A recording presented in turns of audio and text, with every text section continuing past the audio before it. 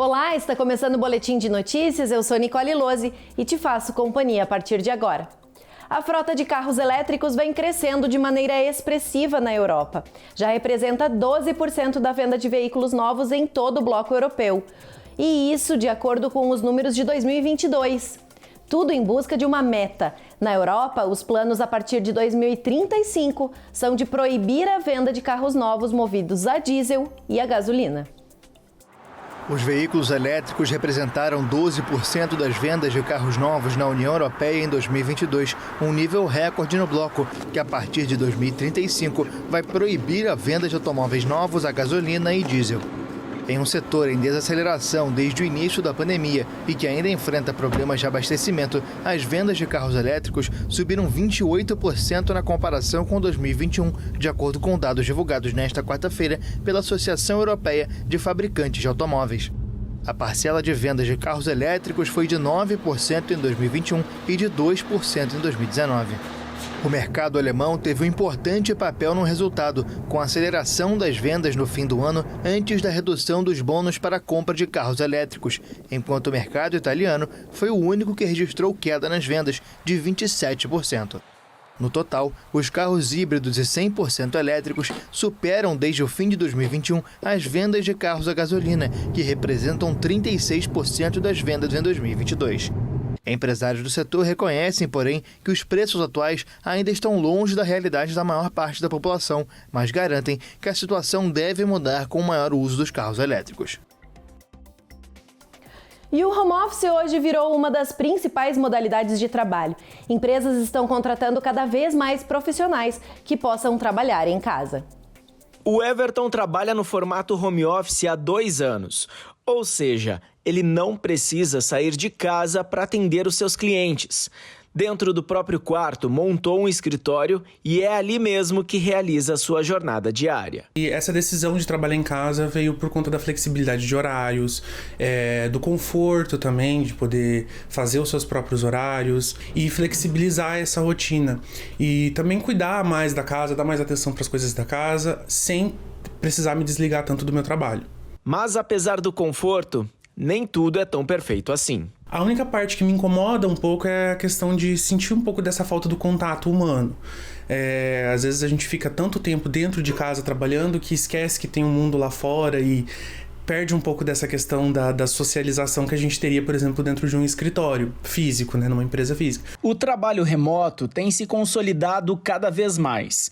Uma pesquisa do Datafolha apontou que 24% dos brasileiros preferem o modelo home office. Antes da crise sanitária, apenas 7% das empresas brasileiras possuíam funcionários trabalhando de forma remota. Esse número saltou para 58% em 2021. Já 2022 fechou em 33% de pessoas que trabalham em casa. Para o gerente desta agência do trabalhador, muitas empresas hoje optam por contratar profissionais nessa modalidade, tanto aqui no Brasil quanto no exterior. A pandemia, ela antecipou talvez algumas situações, principalmente ligadas à tecnologia, que demorariam anos para atingir o mercado de trabalho, né? Ela forçou naquele momento as pessoas elas se adaptarem a essa questão em casa.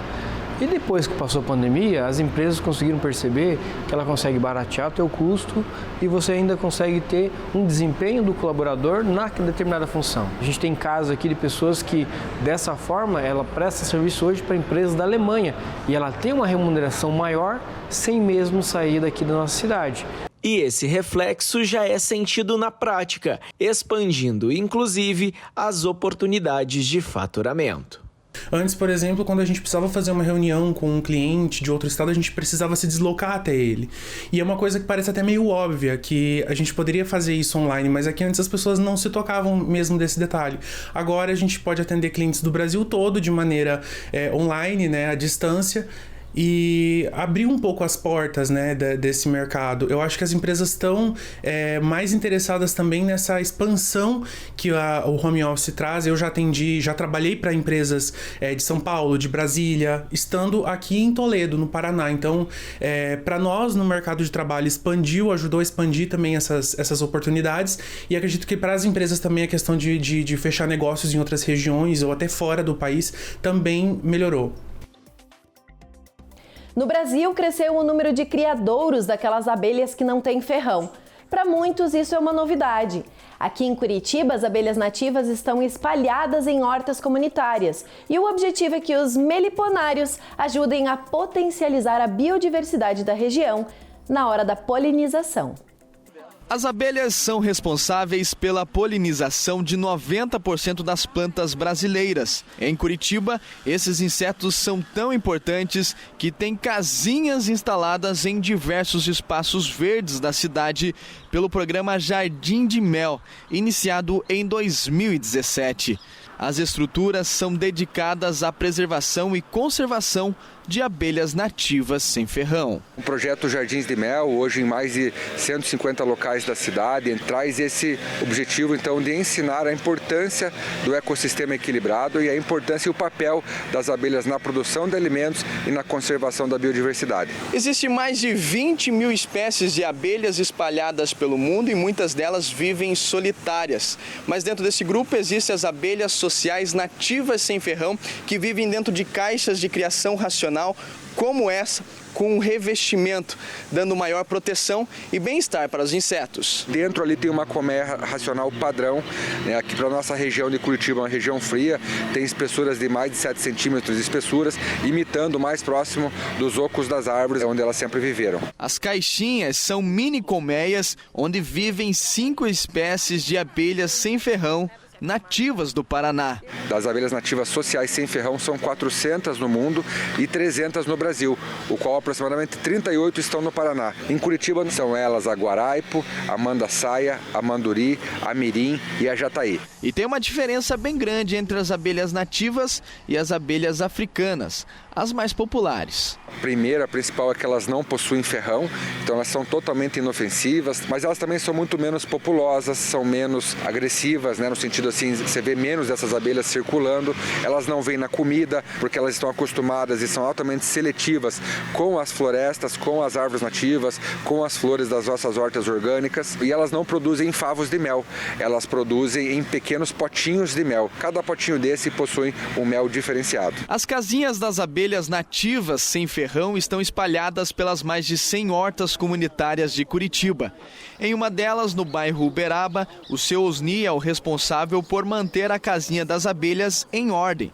Os pequenos bichinhos vêm contribuindo bastante para a melhor produtividade e qualidade nos produtos produzidos na horta. E trouxe um benefício legal, cara, é um benefício bonito, porque falou lá na horta tal, tem uma caixinha de abelha, a famosa jataizinha que eles falam, né? Sem ferrão. Não pode pôr veneno, não pode pôr um monte de coisa, porque senão ela vê uma flor bonita ali, ela pega da flor, traz o pólen para cá, contamina. Ela tem um papel fundamental também na consciência de toda a comunidade, porque a partir disso começam a variar os tipos de cultivo, começam a ampliar o plantio de árvores, de frutíferas, de pomares nas suas casas, no entorno das hortas, dentro das hortas. Então esse trabalho de percepção e conscientização do ecossistema é fundamental e as abelhas trazem esse papel, além, claro, de ajudar a ter melhores frutos e melhores sementes.